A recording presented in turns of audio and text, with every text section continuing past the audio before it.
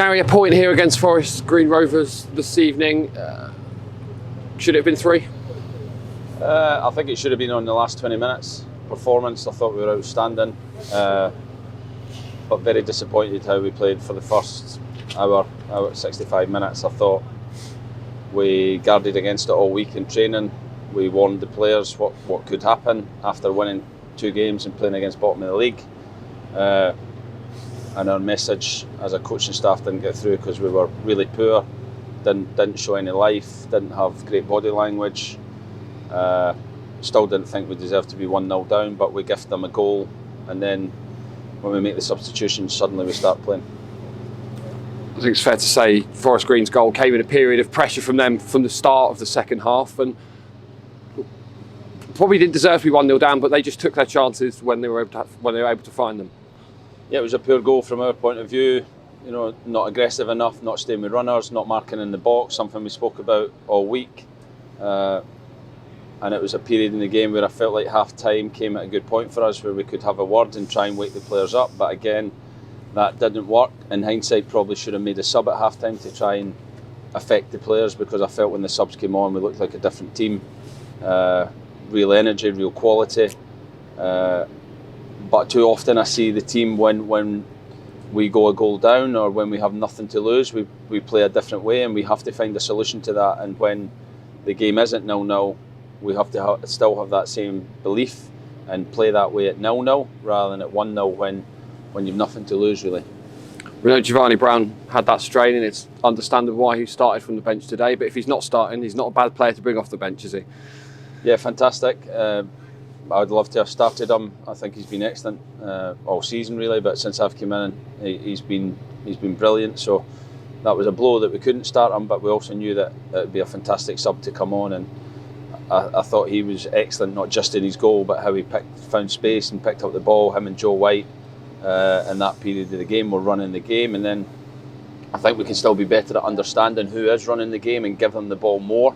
At times we started playing wide when, you know, that was our initial plan at the start, but when we got them on the pitch, we could have went right through them and played through the heart of them with their quality. So a lot of understanding to kind of take from the game, but the biggest thing we have to take is our mentality and how we start the game. And this type of moment where we're on a good run and confidence is high, but the expectation to win is there because of the team that we're playing against and where they are in the league.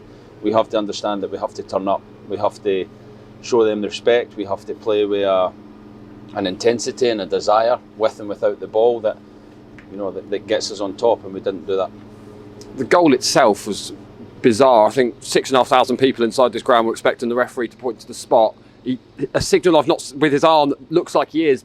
Play just seems to stop, but Giovanni's alert to just whack it in from distance. But I mean, can you clear any of that up for us? Did the ref have a whistle today? I'm not sure he had a whistle, and because there was no fouls in the game. It was like old school football, which is fine. But I think they need to tell both managers and coaching staff, because we don't know that the rules have changed and you're allowed to just foul. Which, you know, I've played the game and I was never allowed to put 2 hands on somebody's back and push them. That's a foul. But nowadays it's not a foul. You're allowed to hand it in the box. It's not a foul. So.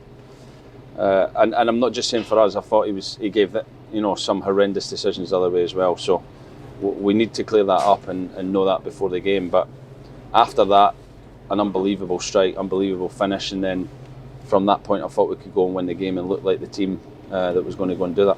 I mean, and then a couple of minutes later we probably should have taken the lead. I'm not sure how it didn't go in. Yeah, that's called a stramash in Scotland. You can look that up later. It's I don't know how it's gone in and not gone in, hit the post, hit the bar, and then, you know, numerous opportunities that were blocked or didn't quite get a clean hit in it, and kind of summed up our day, really. I think, you know, we wouldn't have really deserved that on the performance overall, but last 20 I can't fault the effort and the desire to go and try and win the game from behind. That does seem to be a hallmark of your team since you've come in, is that we will find a way, and although we didn't necessarily find a way to win today, we found a way to not lose the game. Yeah, and that's a positive, a big positive that we can take from the game, that we kept going. The positive is the subs, Joe and Giovanni, coming on the pitch and making a big impact on the game. So there is positives to take, but it does feel like we've dropped 2 points here because of the way we approached the game from the start. Speaking about Joe White there, quick browse of social media before you came out for the interview, and quite a lot of Exeter City fans are very pleased with your new signing. Not a bad cameo for half an hour, and he looks like a real talent. Yeah, fortunately I know a good footballer when I see one. He's a fantastic talent. The way he carries the ball, his left foot, the way he found space in between lines. We need to recognise we can find him more in those moments. But I thought for a debut he was sensational, and what he did for the team. He still has things that he needs to learn, he needs to be better at, but going forward he's a player with real quality, and we're delighted to have him. Actually, obviously he's been with us just over a week, but it felt like he's gelled so well and really fitted into our style of play as well. Yeah, he's a player that I know, and I knew he's the quality they had. I don't feel like we have that type of midfielder that can receive the ball and carry the ball in tight areas. He's got a wonderful left foot, and he showed a lot of bravery. We worked on a short corner and didn't try it for the whole game. Then he tries it, straight away when he comes in the pitch, because he sees the space that Harry's got at the edge of the box, and that was when we hit the post and hit the bar. So, delighted with his contribution from the bench.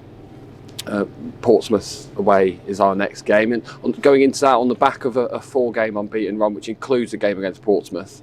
What do you think from that game on Boxing Day will help us? What do you think from that game on Boxing Day will help us go into this one? It'll be a difficult game, we know that, but as I always say, if we are at our best, if we bottle that 20 minutes up and produce that from the start, then I'm sure any team in this league won't want to play us, because we're a real threat. So we have to make sure next week the training is right, the players are prepared and ready to find that performance from the start. And finally, I imagine you're hoping to have an extra name or two on the squad list as well by then. I'll work hard to try and do that, to try and bring quality players in that are going to help the group and support the players that are here, and try and give us more options to keep pressing forward. Great stuff, Gary. Thank you. Thank you.